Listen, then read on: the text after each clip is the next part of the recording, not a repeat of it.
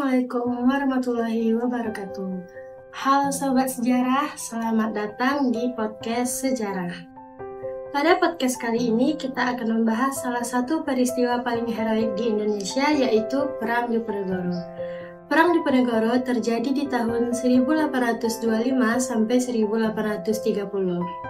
Dalam beberapa menit ke depan, kita akan menelusuri Perang Diponegoro secara kronologis, serta mengetahui bagaimana perjuangan Pangeran Diponegoro dalam melawan pemerintahan kolonial Belanda.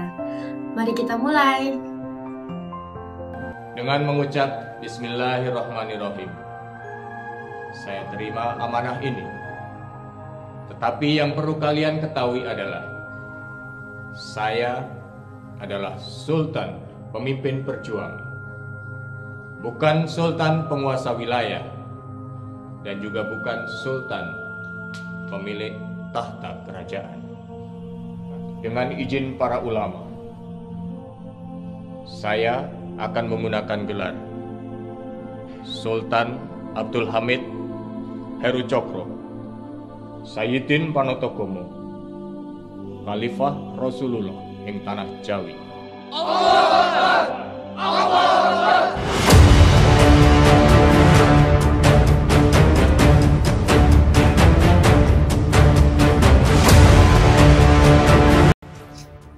Di awal abad ke-19, Kesultanan Yogyakarta berada dalam tekanan politik yang semakin kuat dari pemerintahan kolonial Belanda. Penyebab utama terjadinya Perang Diponegoro ini karena Belanda ini merampas tanah rakyat dan juga ikut serta mencampuri urusan internal keraton. Ketegangan terjadi pada saat pemerintahan kolonial Belanda membangun jalan di atas makam para leluhur Pangeran Diponegoro di daerah Tegalrejo tanpa seizin siapapun. Hal itu sangat membuat Pangeran Diponegoro marah dan merasa martabatnya terhina. Siapa yang tidak marah jika ada seseorang membuat jalan di atas makam para leluhur tanpa seizin siapapun? Selain itu, Pangeran Diponegoro ini juga merasa kasihan kepada rakyat karena pada saat pemerintahan kolonial Belanda ini menetapkan pajak yang sangat tinggi dan juga menindas rakyat pada saat itu. Maka dari itu, Pangeran Diponegoro ini memutuskan untuk mengangkat senjata. Karena Pangeran Diponegoro ini sudah memutuskan untuk mengangkat senjata, sehingga di tahun 1825, tepatnya di bulan Juli, Pangeran Diponegoro bersama pengikutnya meninggalkan daerah Tegalrejo dan dia melakukan perlawanan terbuka. Pasukannya ini menerapkan taktik perang gerilya, di mana ini memanfaatkan rakyat serta juga memanfaatkan kondisi geografis Jawa yang pada saat itu sangat sulit dijangkau oleh Belanda. Nah, dalam beberapa bulan pertama, pasukan Diponegoro ini berhasil menguasai beberapa wilayah di Jawa Tengah, termasuk Keresidenan Kedu dan Bagelen. Nah, kemenangan awal ini membuat Belanda itu sangat kewalahan dan dia juga terpaksa mengirimkan bala bantuan tentara secara besar-besaran. Pada tahun 1826 hingga 1827, perang ini semakin meluas dengan perlawanan yang sangat sengit di berbagai daerah. Pangeran Diponegoro pada saat itu dibantu oleh panglima-panglima hebat, yaitu Sentet Prawiro Dirjo dan juga Kiai Mojo. Mereka adalah orang kepercayaan Pangeran Diponegoro. Mereka yang memimpin perlawanan pada saat itu di garis terdepan. Selain itu, rakyat pribumi dengan semangat jihadnya juga mempertahankan tanah air dengan memberikan perlawanan sengit. Meskipun begitu, Belanda ini juga mulai mengubah strategi mereka setelah mengalami banyak kekalahan. Memasuki tahun 1828, Gubernur Jenderal Van der Capellen dia digantikan oleh Hendrik Marcus de Kock, di mana dia menciptakan strategi yang baru. Dia tidak mau kalah dengan pasukan Diponegoro ini.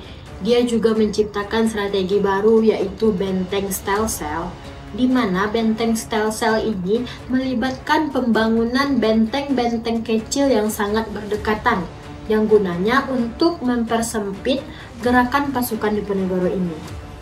Nah, dengan adanya benteng-benteng kecil yang sangat dekat jaraknya itu, jadi Belanda ini berhasil mengisolasi wilayah-wilayah yang sebelumnya menjadi basis perjuangan Pangeran Diponegoro. Pada tahun 1829, pasukan Diponegoro ini sudah mengalami yang namanya kesulitan. Banyak panglimanya, termasuk Sentot Prawiro Dirjo dan juga Kiai Mojo itu, dia telah ditangkap oleh Belanda. Sementara pasukan logistik pada saat itu sudah semakin menipis. Logistik itu sangat diperlukan pada saat perang. Selain itu, dukungan rakyat juga sudah semakin menipis juga karena dia ada tekanan dari militer Belanda ini yang semakin besar. Selain itu, dukungan rakyat juga semakin menipis karena adanya tekanan besar dari militer Belanda ini. Namun, itu tidak membuat Pangeran Diponegoro putus asa. Dia tetap berjuang dengan gigih. Dia berpindah dari satu tempat ke tempat lainnya untuk menghindari pengejaran musuh. Saya sendiri juga tidak tahu. Kita serahkan saja pada Gusti Allah. Puncak perang ini terjadi di tahun 1830, di mana Belanda ini menggunakan yang namanya taktik diplomasi untuk menangkap Pangeran Diponegoro. Pada tanggal 28 Maret 1830, pada saat itu Pangeran Diponegoro diundang untuk melakukan perundingan di daerah Magelang dengan dijanjikan bahwasanya setelah ini ia akan dihormati dan dihargai sebagai seorang pemimpin. Maka dari itu Pangeran Diponegoro ini tertarik untuk melakukan perundingan itu. Nah, makanya Pangeran Diponegoro ini ikut dalam perundingan itu karena dia dijanjikan. Nah, setelah sampainya Pangeran Diponegoro pada saat acara perundingan itu, ternyata Belanda justru malah menangkap Pangeran Diponegoro ini dan membawanya ke tempat pengasingan.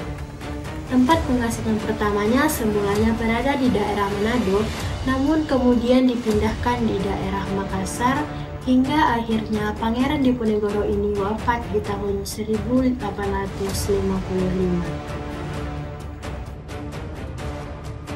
Perang Diponegoro ini berakhir dengan kekalahan pribumi, tetapi semangat perjuangannya dapat menginspirasi bagi rakyat Indonesia di masa-masa yang akan datang. Perang ini juga menjadikan perang yang sangat merugikan Belanda pada saat itu, karena dia banyak sekali mengeluarkan biaya-biaya pada saat itu, serta dia juga banyak kehilangan pasukannya. Meskipun Diponegoro tidak memenangkan perang ini, tetapi perjuangannya menjadi simbol keteguhan dalam menghadapi penjajahan. Demikianlah perjalanan kita dalam menelusuri sejarah Perang Diponegoro. Sebuah kisah penuh strategi, keberanian, semangat perjuangan, dan pengorbanan dalam menghadapi penjajahan. Dari peristiwa ini kita bisa belajar bahwasanya semangat perjuangan itu tidak boleh padam, dan sejarah harus tetap kita pelajari agar menjadi pijakan bagi masa depan. Halo Sobat Sejarah, jangan lupa untuk terus mendengarkan podcast ini dan terus menggali tentang sejarah bangsa. Demikianlah podcast kali ini, sampai jumpa di episode berikutnya. Wassalamualaikum warahmatullahi wabarakatuh.